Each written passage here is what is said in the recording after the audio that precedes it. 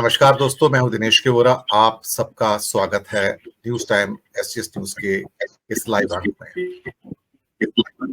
दोस्तों, कहते हैं सड़कें जब सूनी हो जाती हैं तो संसद आवारा हो जाती है।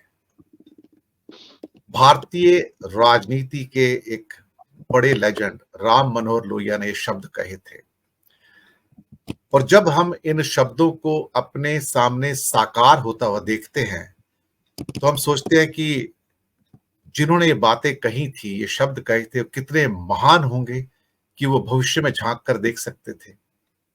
सही बात है।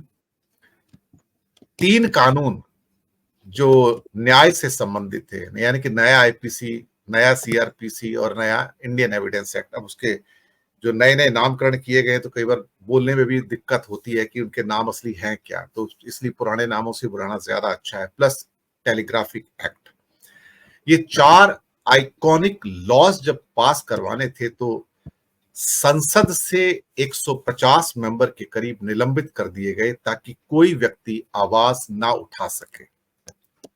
पर धीरे धीरे उसमें से जो उन काले कानूनों के सफे यानी कि पन्ने जब बाहर आने शुरू हुए तो एहसास हुआ कि इन लोगों ने क्या क्या बदलाव किया। कितने गौरव से अमित शाह ने कहा कि देखो, अंग्रेजों के औपनिवेशिक कानून में हमने राष्ट्रद्रोह को हटा दिया, और राष्ट्रद्रोह को जब ये नहीं बताया कि उसकी जगह शब्दों का बदलाव हुआ, राष्ट्रद्रोह वर्ड हट गया और देशद्रोह आ गया। मैं सोचने पर मजबूर हो गया, राष्ट्रद्रोह और देशद्रोह में आखिर फर्क क्या है? कोई मुझे समझाए तो मैं भी समझने की कोशिश करूं, क्योंकि दोनों की सजा मौत है। तो आप किसी को देशद्रोह में अंदर कर सकते हैं, किसी को राष्ट्रद्रोह में। जो देश है वही तो राष्ट्र है। शब्दों का जंजाल है ये। फिर जब ये लॉज पास करवा ली गए तो उनका कहना था कि कौन कहता है कि वहां पर अपोजिशन नहीं था? अपोजिशन था। केसीआर की बीआरएस पार्टी के मेंबर थे लोकसभा राज्यसभा में। नवीन पटनायक के बीजू जनता दल के मेंबर्स थे लोकसभा राज्यसभा में जो बिल पास हुए हैं। एडीएमके के मेंबर्स थे उसमें, साथ में जगन मोहन रेड्डी के मेंबर्स भी थे। लेकिन उनमें से तो किसी ने उंगली नहीं उठाई, किसी ने यह कहा ही नहीं कि हम इस डिबेट में हिस्सा भी लेना चाहते हैं। यही दुख की बात है कि 4 आइकॉनिक लॉज जिसको आप चेंज करना चाहते थे, आपने कर तो दिया। और आपने सोचा कि जब मैं पार्लियामेंट के 150 लोगों को उठाकर बाहर फेंक सकता हूं तो भारत के 140 करोड़ लोग तो भेड़ बकरियां हैं, इनको तो मैं कभी भी उठा के बाहर कर सकता हूं। इनकी औकात क्या है? वही तो एक डिस्ट्रिक्ट के कलेक्टर ने ड्राइवर्स को जब वो मीटिंग के लिए बुलाया था हड़ताल खत्म करने के लिए, यही तो शब्द कहे थे जब एक्सचेंज हुए कुछ वर्ड्स की, तुम्हारी औकात क्या है?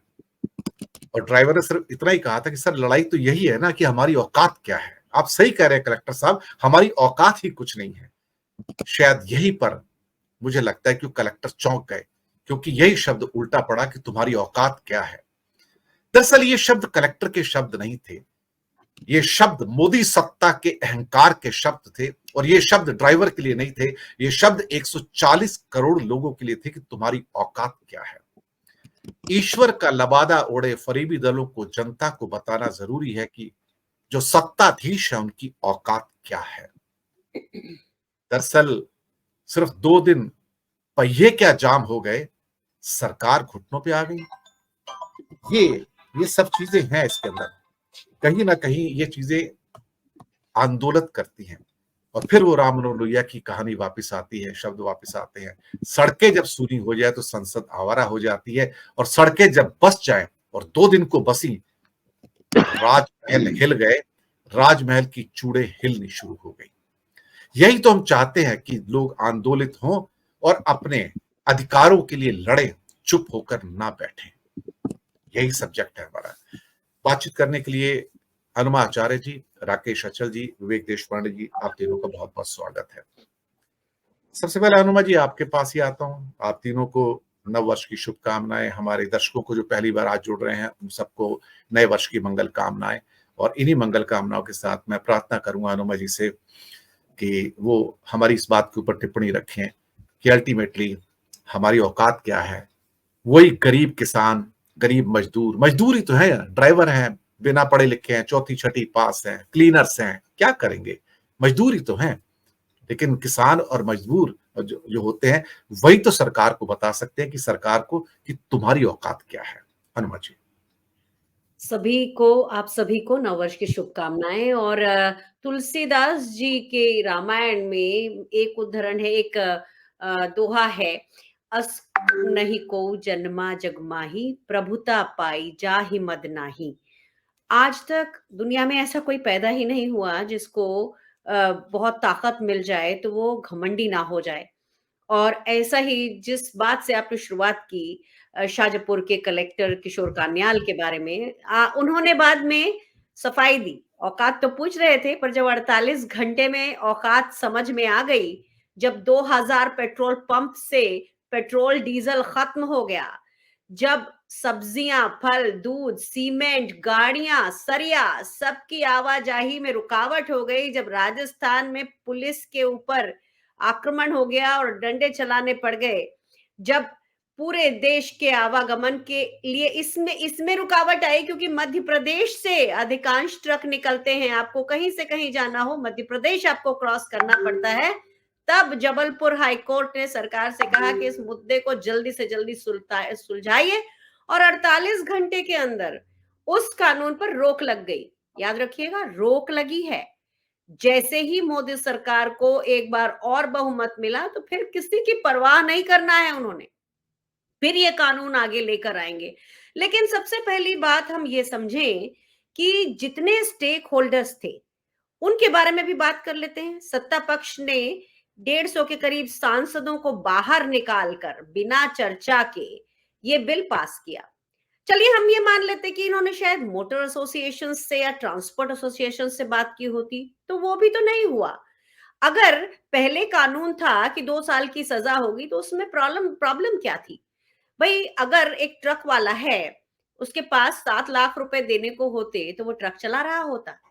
पर मैं केवल इतनी ही बात नहीं करूंगी, मैं ये भी कहूंगी कि सत्ता पक्ष ने बिल तो पास किया, लेकिन उसके बाद महामहिम राष्ट्रपति ने उसका कानून बनने दिया।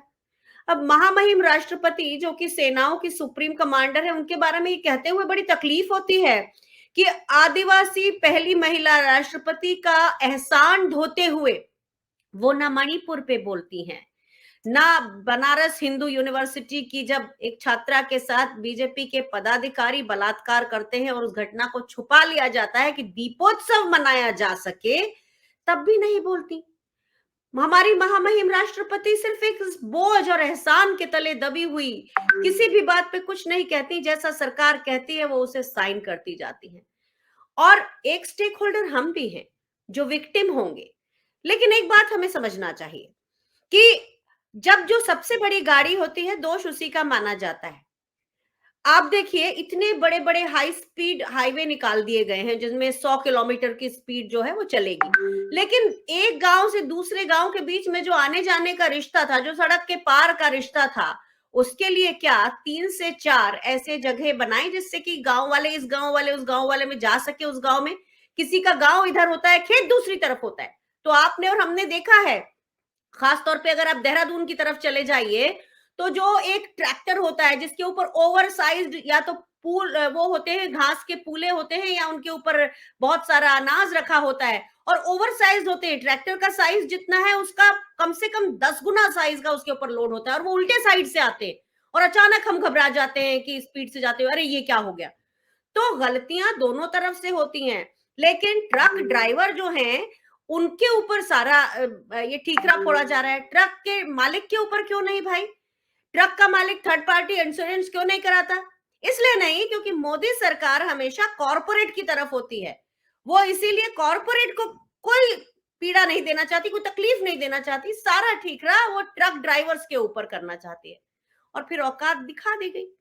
और फिर इस तरह से जब लोकतंत्र जागता है, तो नरेंद्र मोदी की सरकार हो, कोई तानाशाह हो, वो तानाशाह जो रोम जलता देखकर नीरो की तरफ बांसुरी बजा रहा हो, उसके भी अकल और होश दोनों ठिकाने आते हैं, क्योंकि उन्हें सत्ता चाहिए, किसी कीमत चाहिए, उनको ना तो नागरिक चाहिए।